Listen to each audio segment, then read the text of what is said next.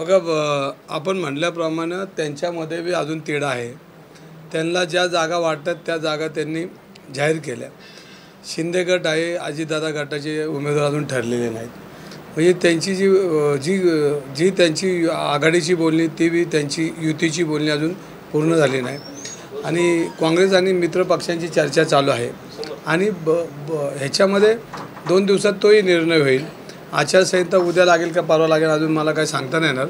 पण निवडणूक आयोगाने बैठक घेतली आणि त्या बैठकीत होऊ शकतं. आपल्याला माहिती आहे की निवडणुकी आयोगाची एक मीटिंग होती आणि त्या मीटिंगमधनं ते जाहीर करतात.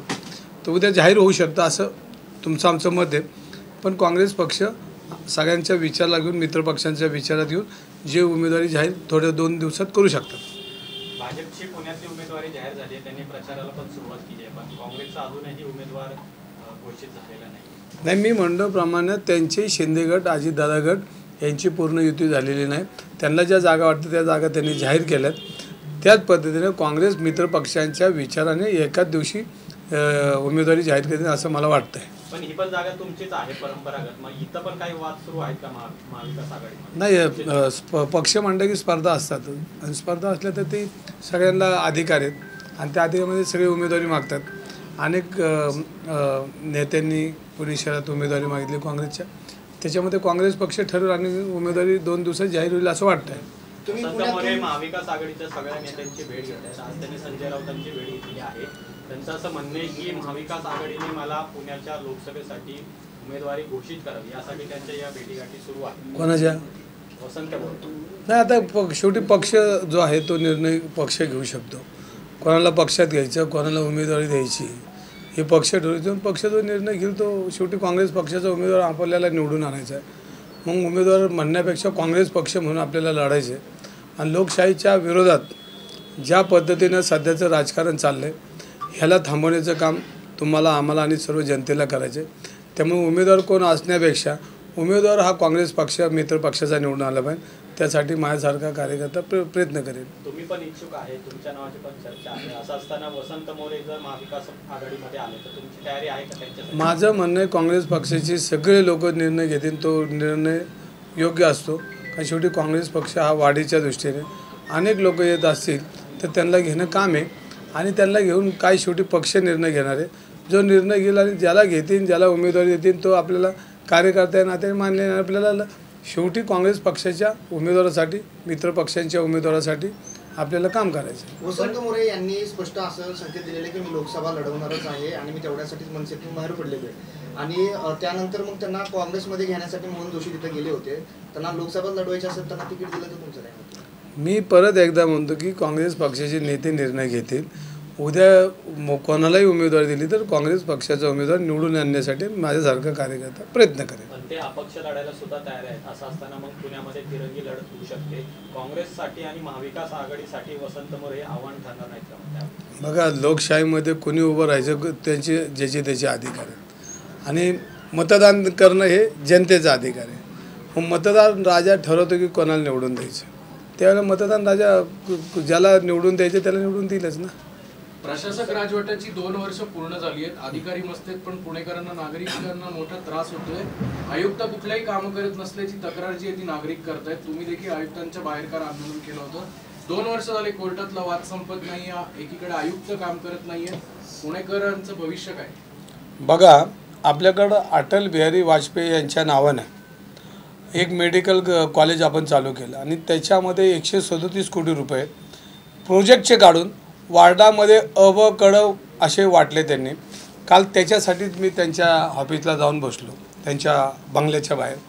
त्यांना सातत्यानं सांगितलं की अबकडं संपलं आहे, प्रशासकीय राजवट चालू झाली, तरी तुम्ही भारतीय जनता पार्टीचा अजेंडा का राबवत आहे?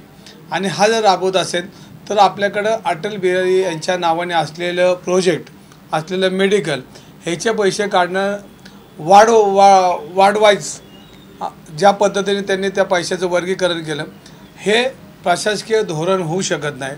हे निर्णय नियमानुसार होऊ शकत नाही. त्यासाठी त्यांच्या बंगल्याच्या बाहेर मी बसलो. अनेक टेंडर सेट करण्याचं काम गेल्या कित्येक दिवसात विक्रम कुमार करत आहेत.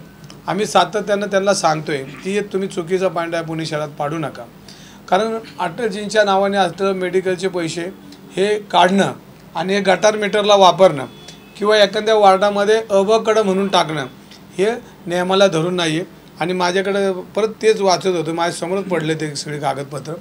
तर अटलजींच्या नावाने असणारं कॉलेज ह्याला पैसे 134 ना हे अजून मोठ्या प्रमाणात वाढलं पाहिजे. त्याचे पैसे न काढता हे पैसे मेडिकलला वापरत, जेणेकरून विद्यार्थी सेट होतील, चांगलं आपल्याला आरोग्य सुविधा मिळेल, ह्याच्याकडं प्रशासनाने लक्ष दिलं पाहिजे. पण ते काढलेत आणि अबकडं करून प्रभाग क्रमांक 18, क्रमांक 17, 25 कॅन्टोन्मेंट 137 कोटी रुपये वाटण्याचं त्यांनी काम केलं. हे निर्णय चुकीचा आहे. आणि हे सगळे पैसे भारतीय जनता पार्टी आणि शिंदे गटाच्या लोकांना टाकलेत. आणि हे पैसे खाण्याचे उद्योग ह्या आयुक्तांनी भारतीय जनता पार्टीच्या लोकांपर्यंत पोहोचवण्याचं काम ह्या निमित्ताने केलं. अटलजींच्या नावाचे पैसे काढणं म्हणजे हे भारतीय जनता पार्टीला कितपत योग्य आहे हा महत्त्वाचा भाग आहे. कारण अटलजींच्या नावाचं असलेलं मेडिकल जगामध्ये चांगलं हवं, त्याचं चांगलं नाव हवं, पुणे शहराचं नाव हवं, पुणे मनपाचं नाव हवं, अशा पद्धतीने त्यावर काम केलं पाहिजे. पण त्यातलेच पैसे काढलेत म्हणजे हे आयुक्त किती चुकीचं काम करतात. ह्यासाठीच आम्ही काल त्यांच्या बंगल्याच्या बाहेर बसलो. एक मिनिट त्याला जोडून आहे, त्याला जोडून आहे आमदार साहेब. पुणे ZPO जिल्हाधिकारी किंवा आपले विभागीय आयुक्त यांची बदली होते, मात्र आयुक्तांची 2-2 वर्षापासून बदली होत नाही. तुम्ही बदलीची मागणी करताय का? बदलीची मागणी आता बदली आज होईल उद्या होईल असं 6 महिने चाललं आहे. आणि याच्यामध्ये त्यांना भारतीय जनता पार्टीचा अजेंडा ह्यांच्याकडनंच राबवून घ्यायचा आहे. आज सगळे टेंडर सेट करण्यापासून आयुक्तांनी काम केलं आहे. सॅनिटरी नॅपकिन असेल, तुम्हाला पुलाची उद्घाटन असतील, तुम्हाला सांगतो कोंढव्याची लॅब असेल, वारज्याचं टेंडर असेल. आत्ता जे पैसे आणलेत हे काही बिल्डर लोकांसाठी आणलेत, काही ठेकेदार लोकांसाठी आणलेत आणि काही लोक भारतीय जनता पार्टीच्या आणि शिंदे गटाच्या लोकांच्या खिशात घालण्यासाठी आणलेले आहेत. अशा पद्धतीचं काम, मोठा भ्रष्टाचार ह्या महानगरपालिकेत विक्रम कुमारांच्या मध्यस्थीने आशीर्वादाने झालेलं आहे. त्यामुळे त्यांना 3 वर्ष झाली तरी त्यांची बदली होत नाही.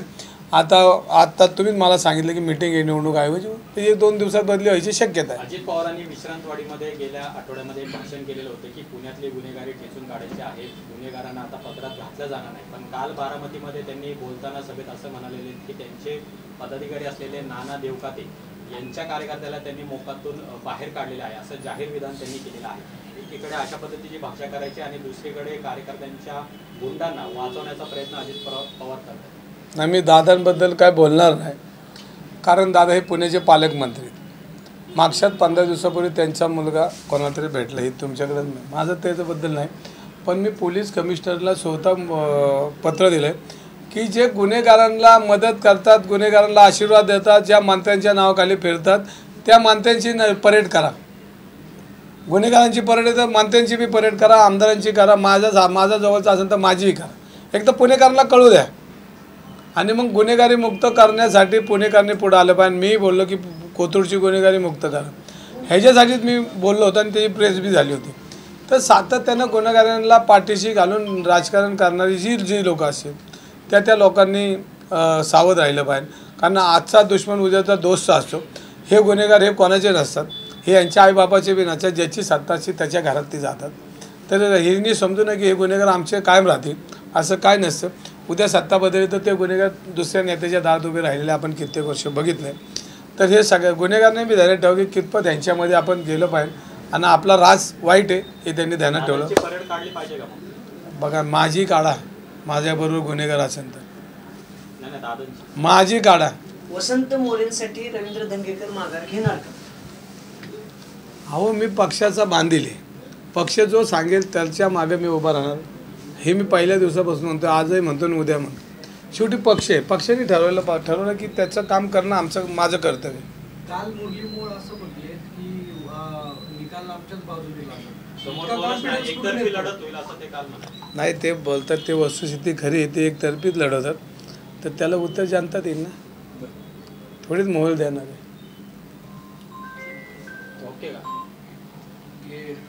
जनतेचं मोहल पाहिजे, मोदीचं मोहल पुण्याला नाही पाहिजे. जनतेचं मोहल पाहिजे, मोदीचं मोहल काहीच कामाचं नाही.